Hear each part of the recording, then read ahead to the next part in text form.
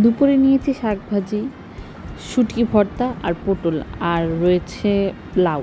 তো সিম্পল একটি খাবার। তো খাবার খেতে খেতেই আমার একটা জিনিস খুব মনে পড়লো, সেটা হচ্ছে আমরা সবাই দেখছি যেটা খুব ভাইরাল হচ্ছে ফেসবুকে। আর সবচেয়ে বেশি কষ্টেরও জিনিস যেটা, সেটা হচ্ছে তোফাজ্জল ভাই, যার খাবারের জন্য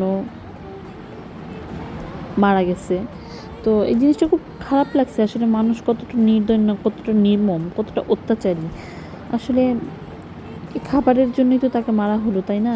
মানে সে তো চোর না, কিন্তু সবাই যদি এই জিনিসটা তদন্ত করে যদি বের করতে পারতো, তাহলে হয়তো বা মানুষটা মারা যেত না। মানুষটা আসলে ভারসাম্যহীন ছিল। আসলে খাবার খেতে বসেই তার কথা সত্যি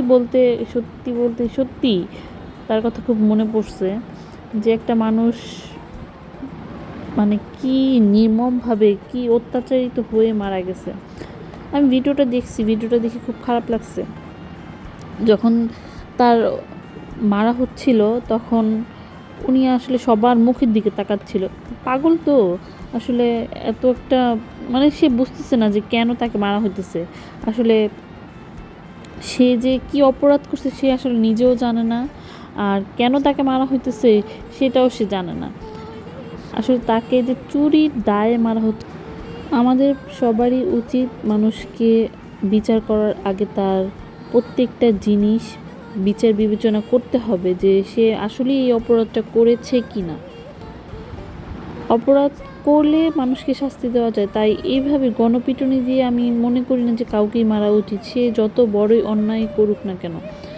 যদি কেউ অন্যায় করে, অবশ্যই এই আইন আছে বাংলাদেশে, আইনের আওতায় আনা উচিত, কিন্তু এইভাবে গণপিটুনি দিয়ে কোনো মানুষকে মারা উচিত না। কারণ কারো জীবন কারো হাতে না। আমি মনে করি না যে একটা মানুষকে মেরে ফেললে তার সব কিছু সমাধান হয়ে যায়। যাই হোক, আমি আসলে ভিডিওটা দেখে আমার খুব কষ্ট লাগছে। শ্বাস ফেলা ছাড়া আর কিছুই করার নেই। আল্লাহ হাফিজ।